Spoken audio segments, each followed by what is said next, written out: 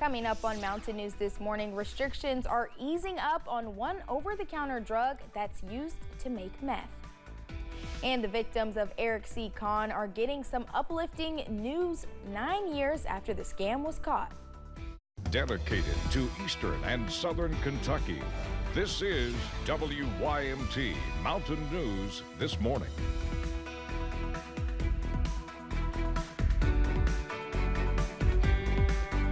Good morning, I'm Madison Carmouche. It is 6:30 this Tuesday morning, and it's also a First Alert weather day. So let's send it over to meteorologist Mace Michaels. Areas of heavy rain are our biggest concern right now, Madison. Showers and storms moving through now. More storms likely for later on this afternoon. That's why we have a First Alert weather day. There could be some brief gusty winds, obviously lots of lightning. Downpours will be heavy this morning and maybe a little bit of small hail. But with repeated thunderstorms for later this afternoon, the concern is isolated flash flooding. That's why we have the First Alert weather day out. Obviously, rained here in London, still raining at this hour. London Corbin Airport is at 70. In Hazard, we've seen our raindrops as well. They were at their heaviest about 15-20 minutes ago. Still some downpours at times, but the rain has lightened here at least a little bit. If you're towards Harlan, though, the heavier storms moving through, and it will approach Williamsburg and also around Middlesboro. You're seeing that rain pretty soon. Pikeville, heavier storms coming to you. Temps mainly in the 70s. There's the line of storms dropping to the south and east. Again, Middlesboro, Harlan, and around Pikeville are on the front edge of those strongest storms. There's all the lightning and the pockets of heavy rainfall as they drop to the southeast. Forecast for today, well, we'll still make it into the upper 80s. See some sun after this storm line moves through. But for later on today, Madison, more storms are likely to fire. All right, Mace, thank you. Earlier this month, House Bill 386 went into effect.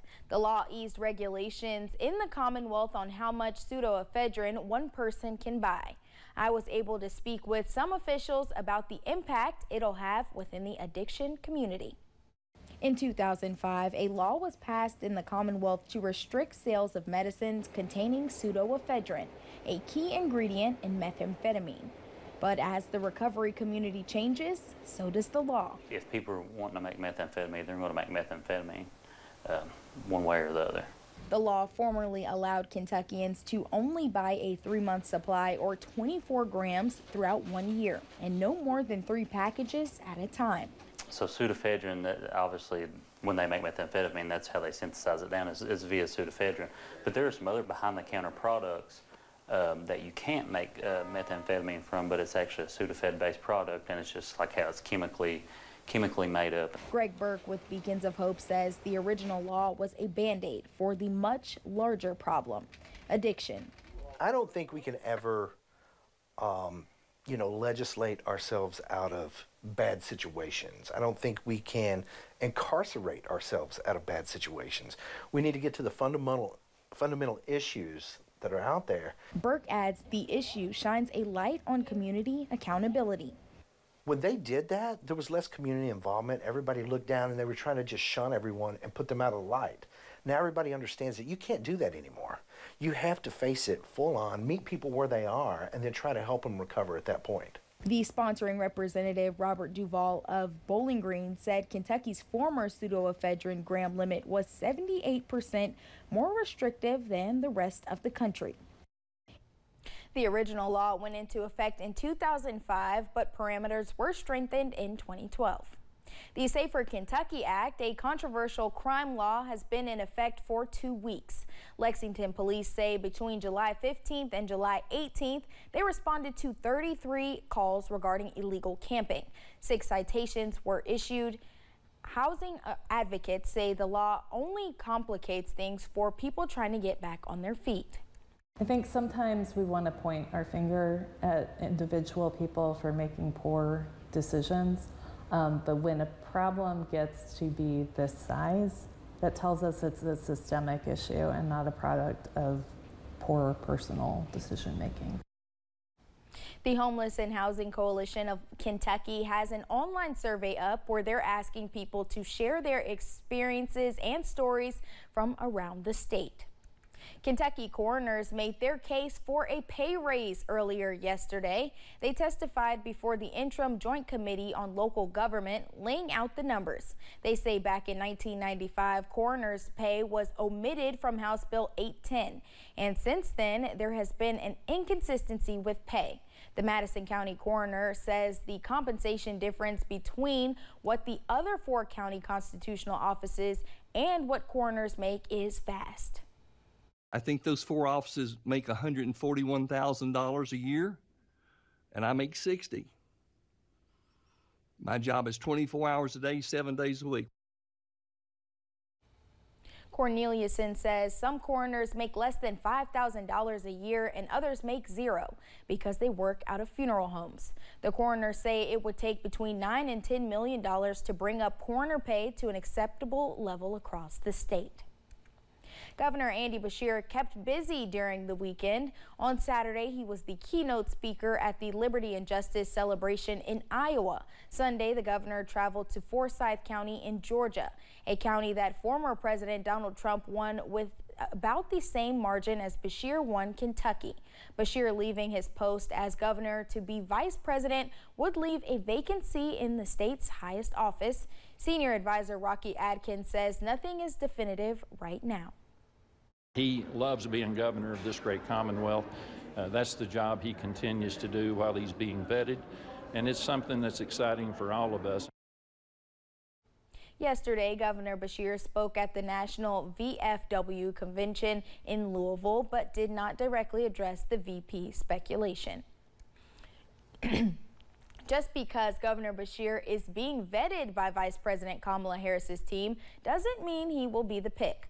One UK political science professor says whether or not the governor does end up on the ticket alongside Harris, he's already won some political brownie points. Beshear's getting good publicity, good national attention. He's gaining in name recognition. Even if Harris picks someone else, it did Beshear no harm to have been taken seriously considered by so many people as a potential running mate for Harris. The Democratic National Convention, where the official presidential and vice presidential nominees are to be formally announced, will be in Chicago from August 19th to August 22nd. Organizers are getting ready for the Fancy Farm political picnic on Saturday in Graves County. We now know that last year's GOP nominee for governor, former Attorney General Daniel Cameron, will speak on behalf of former President Donald Trump's campaign. Governor Beshear and Lieutenant Governor Jacqueline Coleman will not be speaking. That leaves a mostly Republican list of speakers. Well-known Catholic priest Jim Schicko will be the MC for the 144th annual Fancy Farm picnic.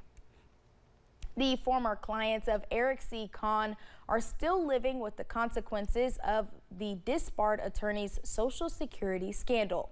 But an update provided this week by attorneys could be good news for some of the people impacted. WYMT's Buddy Forbes has more. Former clients of Eric C. Kahn received an update Monday on the ongoing battle for their benefits. That, hey, there's some hope on the horizon.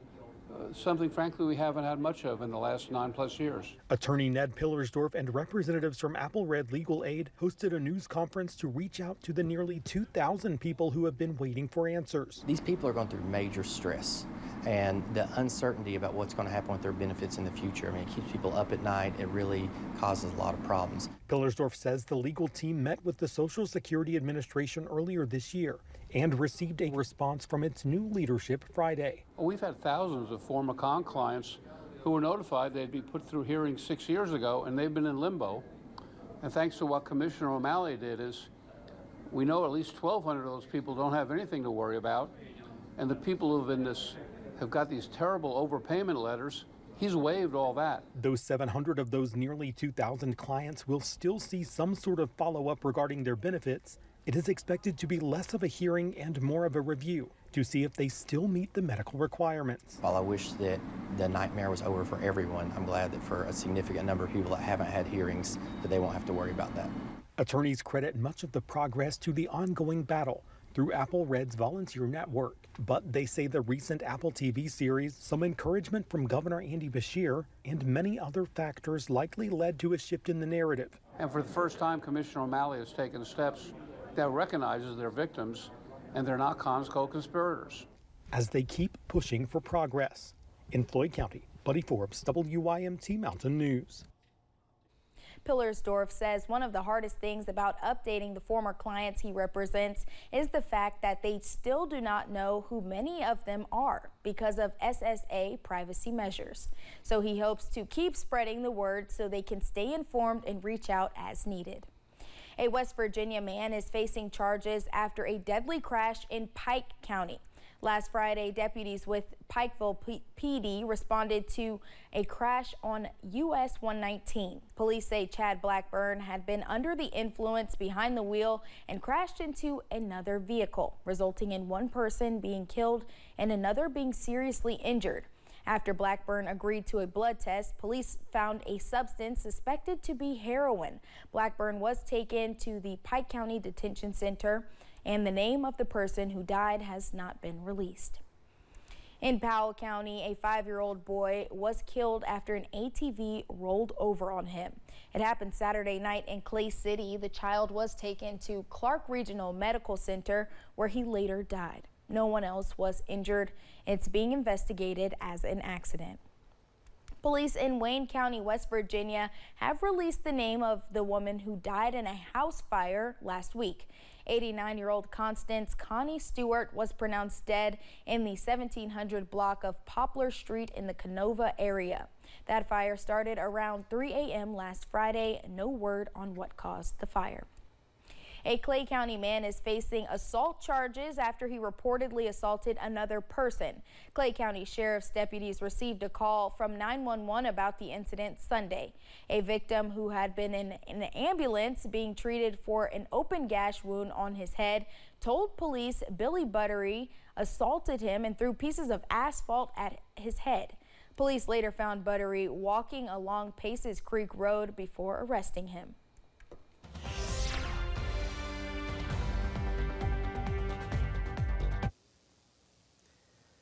First alert weather day for storms moving through this morning and this afternoon that could produce heavy rainfall for isolated flooding, let alone these storms this morning packing a punch with gusty winds at times, maybe 30, 40 miles an hour, and some small hail. A lot of water coming out of these storms, let alone lightning, as they enclose in on Pikeville through Harlan, down through Williamsburg and Middlesboro. Look at all that lightning and, of course, all these areas of yellow and red indicating the heavier pockets of rainfall. Louisa, your rain has backed down just a little bit, but from Williamson over toward Prestonsburg, it's still raining pretty good. Heavier storm there near Mount Gay and approaching the Madison area. We extend to the south and east here, show you steady rainfall from Manchester back through Burning Springs, lighter rainfall around Jackson. Colson, the line of storms, pretty intense, all the way down through Harlan, Alva to Pineville, and westward from there to Williamsburg and to near Somerset. Steady rain from London through Manchester, Big Creek, and of course here through the Hazard area as well. 80s for later on today, and of course more storms firing that could be strong. Full forecast through the weekend and next week is coming up.